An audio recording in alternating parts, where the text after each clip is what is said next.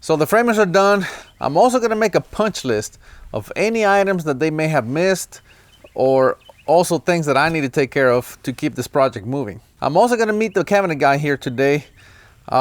He's gonna measure all the walls and make sure he can get the drawings going. I mean, he can do that from his shop. So it's a good way to keep this project moving. You know, we can jump on the cabinets now. As you guys see, there's nobody else here, so I'm kind of making sure that I stay safe and other people are safe as well. I have my face mask here for when the cabinet guy gets here. I have rubber gloves in the truck that I'm going to put on, so we still have to be very careful. Enough talk, let me go in there and show you what's going on. All right, so as you guys can see, the siding is done. We got zip wall behind that wall, and you guys can see the zip wall tape. So typically, they would put a kind of a cardboard paper under here. As you guys can see, we have zip wall tape here. So what they did is they wrapped the tape around the bottom. They did the same on the edges over here. Of course, you can't see that. And that's to protect the ends of that wood, because the zip wall, it's only on the face, but not on the end. So by doing that, that offers more protection. On the bottom there, I'm thinking I'm gonna do probably the liquid flashing. So before we do the stonework, I'm gonna come over here, power wash all that, or just blow it off or something to make sure it's really clean, and then I'll probably do the liquid flashing. You guys can see they missed some tape there. Also, I was looking here and it looks like they missed a nail or something. See that? So I'm gonna get the framer to come back and fix all that. So if you guys remember, when I met Matt Reisinger, he suggested that I do the SIP 1.5, and that's what we're gonna do on this section here. So like I said, we're gonna, they may have just run out of tape because they had to do that bottom there. But either way, we're gonna tape that off, and then we're gonna get some liquid flashing and do all the nail holes just on this, 3-foot section all the way, in the front. Plus we're gonna do the bottom as well. So I think this is gonna work out pretty good. Let's go in there, see what it looks like. All right, so we're on the inside now. You guys can see the whole place is framed up. You can tell right here that the ceilings in this big open area are gonna be taller. See, we have 9-foot ceilings in the bedrooms, and it goes up here another foot. So these are all 10-foot ceilings in here. We have a large LVL in there to support the ceiling. This big area is gonna be higher, 10-foot ceilings. Of course, we have the big windows looking out, nice view out there. Okay, of course we have a block here for television, and of course we have all the blocking over here in the kitchen for cabinets. You guys can see all that. If you guys remember, we always offset our headers because we're using 2x8 walls. So we offset our headers so that we can put foam inside of here. So all of our headers are offset. I guess I should call them inset. All the headers are inset so that it'll give us room for foam. This is a 2x8 wall over here where the hardy is.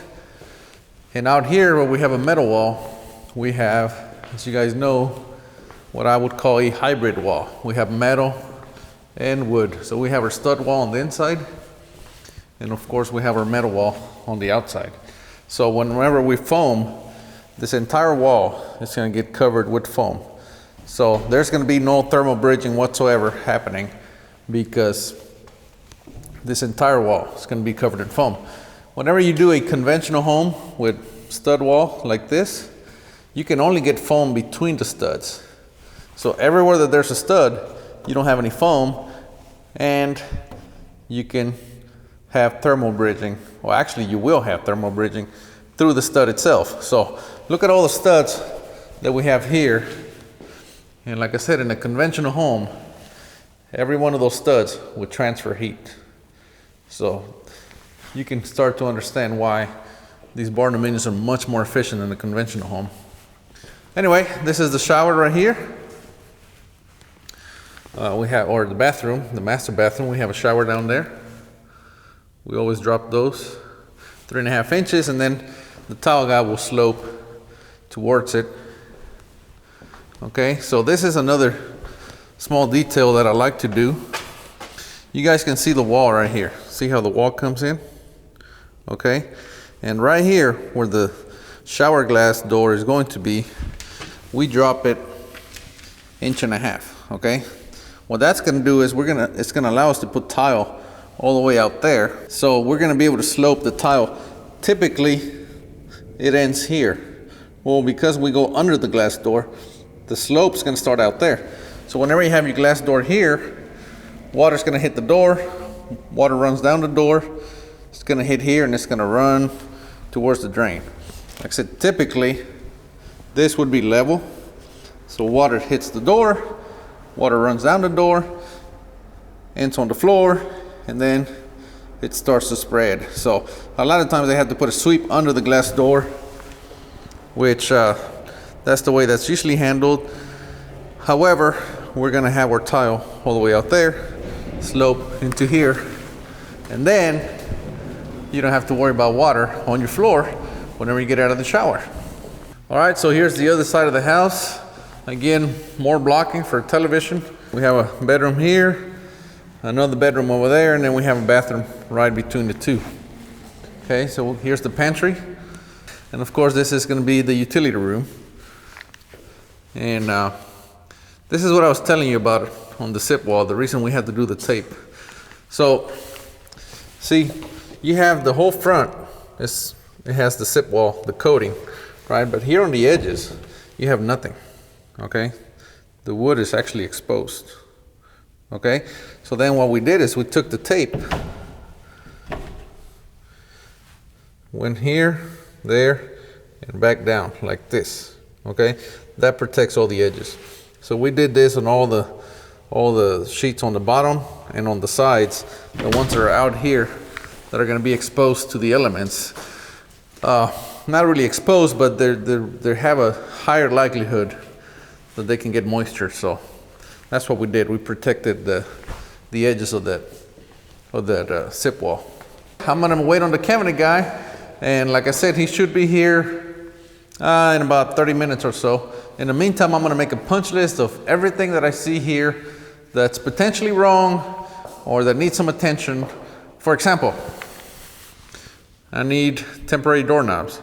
Right now they only have this little plastic deal that keeps the door shut, but that's not good enough. So that's one of my punch list items, okay? So temporary doorknobs, the tape on the zip wall, the liquid flashing, what else? Anyway, I'm gonna walk the entire thing, find anything that needs to be done, put on my punch list, and then when I leave here, I can start calling people, for example, order those doorknobs, whatever, so that next time I'm here, most of those punch list items either have been taken care of or I have somebody here that's working on that. So that's how this works. Always make a punch list every time you're there, and that way you don't ever forget anything, you don't fall behind.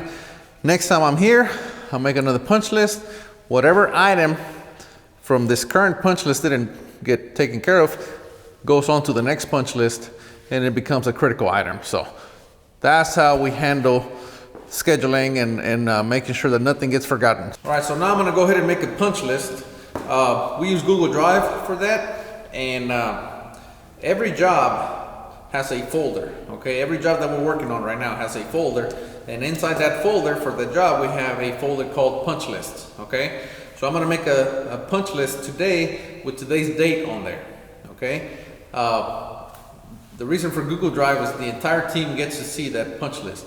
Whenever I leave here, I'll send a group message and say, hey, I made a new punch list for Barndo 290, so you guys go check it out. So if there's anything in that punch list that somebody else needs to handle, they know what it is that they need to handle and they'll take care of it. Mainly Robert. So for example, I'll make a punch list today.